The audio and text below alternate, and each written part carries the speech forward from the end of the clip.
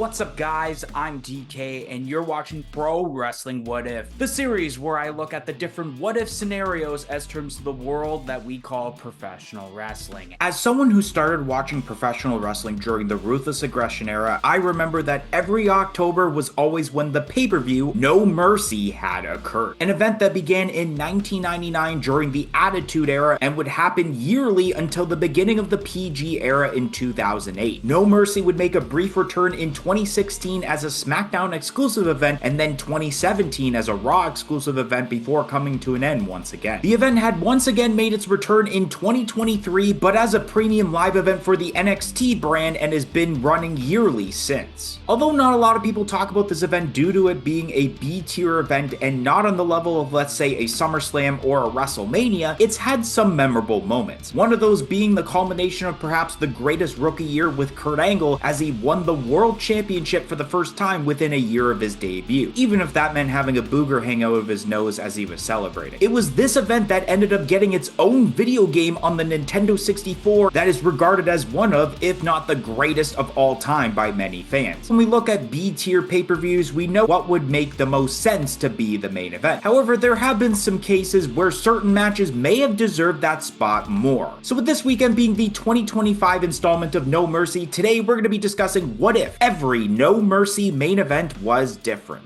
We also did a series on the shorts portion of the channel discussing the results of every No Mercy main event being different, so you should check that series out as well if you enjoyed this video. And if you end up enjoying this video, don't forget to hit that like button, share this to all your friends, subscribe, and press the notification bell for when future episodes get released, and leave a comment down below about today's topic or suggesting a future topic for an episode of Pro Wrestling What If. So we're going to be kicking off with the first No Mercy in 1999, which took place in the United Kingdom, which the main event had Triple H, Undertaker, and Stone Cold Steve Austin in a triple threat match for the World Wrestling Federation Championship, but had it not been that match, I think it would have been Billy Gunn versus Mankind. Now, this No Mercy that happened in the UK was difficult to determine, as this was one of those shows that weren't exactly canon, but rather just a big event airing exclusively in the UK that would be replaced by Insurrection when No Mercy became a yearly pay-per-view in October. These type of events rarely had title changes or anything that would change the storylines you were seeing on TV, so based on star power is why I think Billy Gunn and Mankind would have main evented this show. Not only do we have Mankind, who is formerly a world champion and even kicked off 1999 as one, but we do have Billy Gunn, who ended up winning the King of the Ring tournament a month later. It would make sense to feature the European Championship as the main event due to it taking place on that continent. However, Shane McMahon and X-Pac weren't exactly main event caliber stars at that point, so I don't think the company would have gone with this as the main event of this show. Moving on to the second No Mercy in 1999, the main event was Triple H versus Stone Cold Steve Austin in a no-holds-barred match for the World Wrestling Federation Championship, but had it not been that match, I think it would have been The Rock versus the British Bulldog. I know exactly what you guys are thinking here and probably wondering why I didn't go with the tag team ladder match between the New Brood and Edge and Christian. This event was before we had the Triangle ladder match at WrestleMania 2000, as well as both TLC matches that occurred at SummerSlam 2000 and WrestleMania 17 respectively. We didn't know at that time before this event that this match was going to end up being the match of the night, as well as the start of a very blossoming tag team division for years to come. So although yes, I do think this match should have been a potential main event, it's likely one that wouldn't have been chosen to do so. Chyna becoming the first woman to win an Intercontinental Champion probably had a better chance, but I don't think that route would occur either. The Rock was already at the main event scene throughout 1999 and 2000, so it would have been very likely for him to take that spot. Even though that match only lasted a total of 6 minutes and 20 seconds, the second shortest match on the entire card. No Mercy 2000. The main event was Kurt Angle versus The Rock in a no disqualification match for the World Wrestling Federation Championship, but had it not been that match, I think it would have been Stone Cold Steve Austin versus Rikishi in the no-holds-barred match. At Survivor Series 1999, Stone Cold Steve Austin was hit by a car and was written off TV for almost a year. We had the storyline of who hit Austin with the car, which was revealed to be Rikishi with the now meme-worthy "I did it for The Rock" promo. Just like I mentioned with The Rock the prior year, Stone Cold was at the top of the card and made the most sense to be in the main event if it wasn't the World Wrestling Federation Championship match, especially with the stipulation of the match being no holds barred, the same as the prior year's main event. However, the reason this was likely not the main event in the first place was due to the match ending in a no contest. So not only would this have been an odd way to end the main event with a no contest, but having two pay-per-view events in a row end that way. The following month's pay-per-view of Survivor Series between Stone Cold Steve Austin and Triple H had also ended in a no contest as well. No Mercy 2001. The main event was Kurt Angle, Rob Van Dam, and Stone Cold Steve Austin in a triple threat match for the World Wrestling Federation Championship, but had it not been that match, I think it would have been Chris Jericho versus The Rock for the WCW Championship. Now things can be a little easier here as we had two world championships during this time due to the invasion angle. So if it wasn't the World Wrestling Federation Championship main eventing the pay-per-view, then it would have been the WCW World Championship. This would also make sense since the WCW World Championship was the main event of that year's SummerSlam 2 months prior between The Rock and Booker T. So just like SummerSlam, No Mercy 2001 could have ended off with the crowning of a brand new WCW champion with Chris Jericho, who was a part of that company before joining the World Wrestling Federation. No Mercy 2002. The main event was Undertaker versus Brock Lesnar in a Hell in a Cell match for the WWE Championship, but had it not been that match, I think it would have been Intercontinental Champion Kane versus World Heavyweight Champion Triple H in a title-for-title unification match. Yes, the match where the build-up had Triple H wear a Kane mask and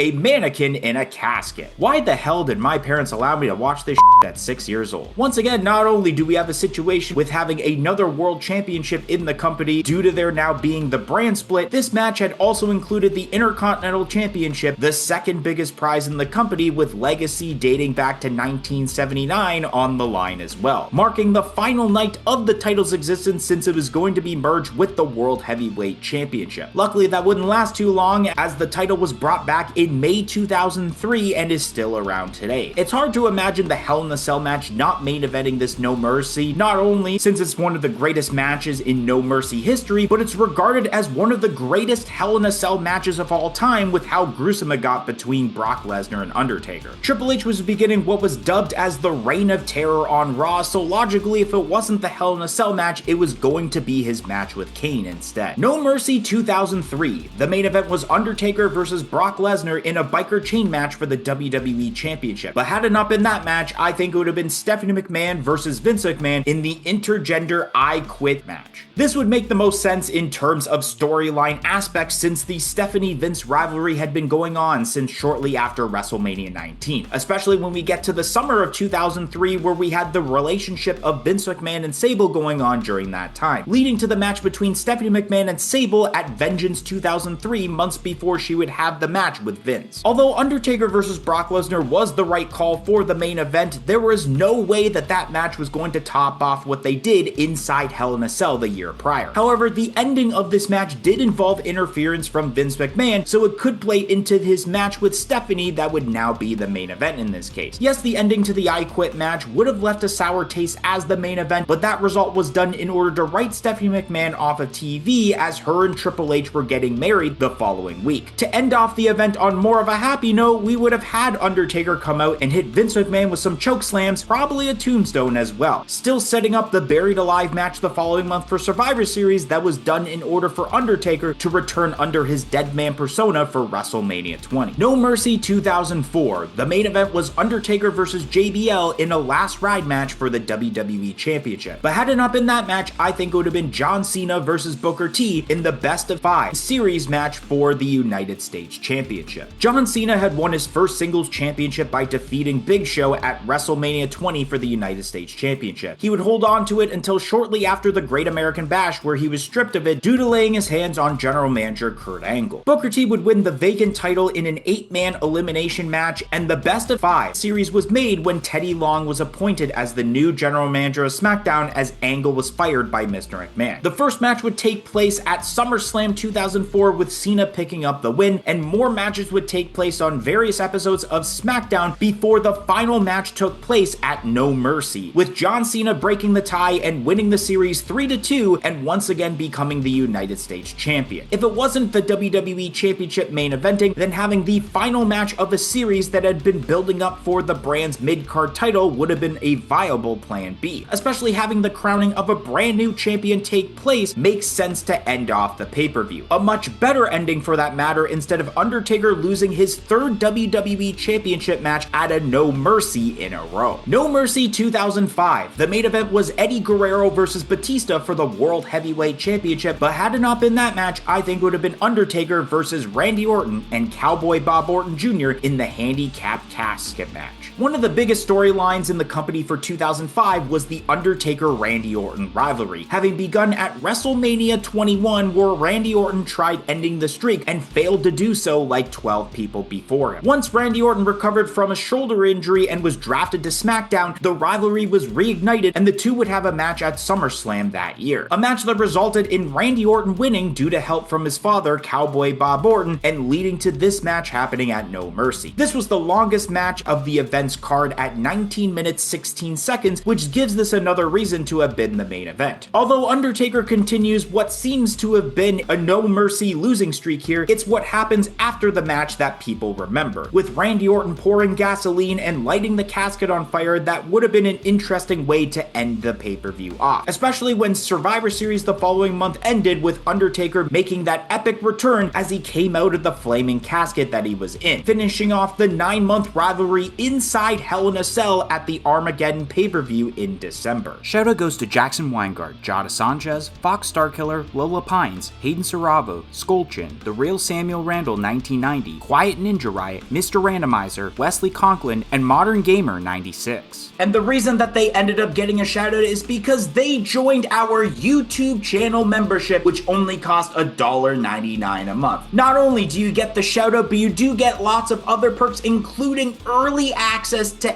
every single video and shorts that we produce on this channel. So definitely consider joining our YouTube channel membership. It will be greatly appreciated and will go a long way of helping out this channel a lot. So definitely consider it, but let's get right back to the video. No Mercy 2006. The main event was a fatal 4-way match for the World Heavyweight Championship between Batista, Bobby Lashley, Finlay, and the reigning champion King Booker, but had it not been that match, I think it would have been Undertaker versus Mr. Kennedy. It was either this match or the Falls Count Anywhere match between Rey Mysterio and Chavo Guerrero to take that spot. However, when it comes to overall star power within both those matches, Chavo Guerrero didn't have as much star power as his uncle Eddie did a few years back. Mr. Kennedy was being built up as one of the top heels for WWE, which would be true when he would end up winning the Money in the Bank ladder match months later at WrestleMania 23. Undertaker had always been a main eventer for the most part, so if it wasn't the World Championship, then his match with Mr. Kennedy would have main evented instead. Even though it did end by a disqualification, there was the ending afterwards of Undertaker still hitting a tombstone on both Kennedy and referee Charles Robinson. No Mercy 2007. The main event was a last man standing match for the WWE Championship between Randy Orton and the reigning champion Triple H. But had it not been that match, I think it would have been the Great Khali versus Batista in the Punjabi prison match for the World Heavyweight Championship. Already this night was hectic enough with not one, not two, but a total of 3 WWE Championship matches to take place at the event. The event kicked off with Mr. McMahon awarding Randy Orton with the WWE Championship after John Cena was stripped of it due to injury. Randy Orton would defend the WWE Championship against Triple H in the opening contest, but would lose it to him in the match. Triple H during the middle of the show would end up defending against Umaga and would retain, only for the main event of the show to have been yet another match between Randy Orton and Triple H for the WWE Championship, but this time in a last man standing match. A match where Randy Orton would win and once again become the WWE Champion, even though that this could have all been done with just the one match. Considering that when Randy Orton was awarded the title, that was officially his first reign as the WWE Champion, that would have been much better to do with that last man standing match. We can all agree that the Punjabi prison match not being the main event in the real timeline was the right call with how terrible the concept was. However, the way that the WWE Championship storyline was done had it to where they needed to weaken Triple H enough for him to actually lose the title to Randy Orton. So either the 3-match concept would still occur and the final match would be the semi-main event of the pay-per-view, or that first match that kicked off the night would have been the only WWE Championship match to occur during the event, delaying Randy Orton's proper WWE Championship win to either Cyber Sunday a few weeks later or at Survivor Series the following month. If the WWE Championship wasn't the main event, then the World Heavyweight Championship would have been placed in that main event spot. Had that match become the main event instead of Triple H and Randy Orton, then I think we may have ended up witnessing the worst main event in the history of No Mercy, or perhaps one of, if not the worst main event of any pay-per-view that occurred in WWE history. No Mercy 2008. The main event was Shawn Michaels versus Chris Jericho in a ladder match for the World Heavyweight Championship, but had it not been that match, I think it would have been Jeff Hardy versus Triple H for the WWE Championship. Talk about the opposite of what I mentioned about the Punjabi prison match. This ladder match is considered not only to be one of the greatest No Mercy matches, it can also be considered as one of the greatest pay-per-view matches of all time in the WWE. So once again, if it wasn't one world championship, then the other would have been the main event, especially when the two stars involved in that match were Triple H and the charismatic enigma Jeff Hardy. As the saying goes, the two most popular people in 2008 were both Barack Obama and Jeff Hardy himself. There was no other match on the card that would have been even close to have been the main event, whether that had been the ECW championship match or even Batista versus JBL, so the only logical match to take the place of Michaels and Jericho would be with the two biggest baby faces of the SmackDown brand. No Mercy 2016, where the main event of that show was Randy Orton versus Bray Wyatt, but had it not been that match, I think it would have been the triple threat match for the WWE Championship between Dean Ambrose, John Cena, and the reigning champion AJ Styles. Just like I had mentioned on the shorts portion of the channel, I totally forgot this was the main event of the show. Most people thinking back probably thought that the WWE Championship match was the main event, but it was actually the opening match. So already with John Cena involved, plus the incorporation of AJ Styles and Dean Ambrose, who were placed as the faces of SmackDown with this new rendition of the brand split, this would have been placed as the main event instead of the opening match with the amount of star power involved. As much as I would have personally liked to have seen the Intercontinental Championship match in that spot, I don't think WWE wouldn't have given it to them, even though one of the biggest storylines going into this event was that match between The Miz and Dolph Ziggler, especially with the stipulation put in the match that involved Dolph Ziggler's WWE career on the line. The only way I would have seen WWE have that title in the main event was if someone like John Cena was involved, or a champion versus champion match were to have occurred like we already discussed with Triple H and Kane with 2002. No Mercy 2017. The main event was Braun Strowman versus Brock Lesnar for the Universal Championship, but had it not been that match, I think it would have been John Cena versus Roman Reigns. Based on star power alone between the two biggest baby faces of the entire WWE is why this would have been the main event. A match where it was clearly done as a passing of the torch moment as John Cena's career started winding down here as he became a part-timer in 2017, giving the win to Roman Reigns, who was placed as the new face of the company after going a total of 22 minutes in the ring with John Cena. A much longer match than the 9 minutes that it was between Braun Strowman and Brock Lesnar for the Universal Championship that was the main event. The match where Braun Strowman deserved the win more than Brock Lesnar, but didn't end up going over, especially after a monstrous, no pun intended, push throughout the last year that he even defeated Roman Reigns a couple months prior at Great Balls of Fire. However, not only did they want Roman Reigns to win the championship from Brock Lesnar, but this was also the time where the reign was long due to WWE wanting it to surpass CM Punk's 434-day reign. So having the Reigns-Cena main event over the Strowman-Lesnar main event might have been a better way to end off No Mercy in 2017. No Mercy 2023. The main event was Tiffany Stratton versus Becky Lynch in an Extreme Rules match for the NXT Women's Championship, but had it not been that match, I think it would have been Ilya Dragunov versus Carmelo Hayes for the NXT Championship. Usually 9 times out of 10 when it comes to the NXT Premium Live events, the NXT Championship would be the main event. However, with the NXT Women's Championship match, it did involve Becky Lynch, who is already well known and super over on the main roster. So it made sense to incorporate her star power into the main event while she was down in NXT to separate her from Rhea Ripley, as they were already planning for that WrestleMania 40 match. During this time, we were still in the NXT 2.0 era and near the end of it, and the two most popular stars at that time were Carmelo Hayes and Ilya Dragunov. Carmelo Hayes had been holding on to the NXT Championship since Stand and Deliver 2023, where he won it from Braun Breaker, who already had the title for a year. Ilya Dragunov had been going after the NXT Championship on and off since Braun Breaker was champion, and so it was time for him to become champion, which he was able to do when it came to this event, becoming the first superstar to have won the NXT Championship and UK Championship. So having this moment fans wanted would have made sense to main event, since their match at the Great American Bash had already main evented that show. And last but not least, being No Mercy 2024. The main event was Joe Hendry versus Ethan Page for the NXT Championship, but had it not been that match, I think it would have been Jada Parker versus Roxanne Perez for the NXT Women's Championship. Speaking of that 9 out of 10 times scenario that I mentioned, this proves my statement about the NXT Championship being the main event of a PLE. There's also the factor of Joe Hendry's popularity on social media that may have played a part in making that happen. In today's NXT, I do think that in most cases, like we saw with 2023, if the NXT Championship doesn't main event, it would have been the NXT Women's Championship. The women's division in NXT was, and still is today as I'm recording this video, is amongst the best in the business, especially what Roxanne Perez was doing during this second reign as NXT Women's Champion by putting on constant match of the night contenders, to where this definitely deserved to have been the main event of this specific No Mercy.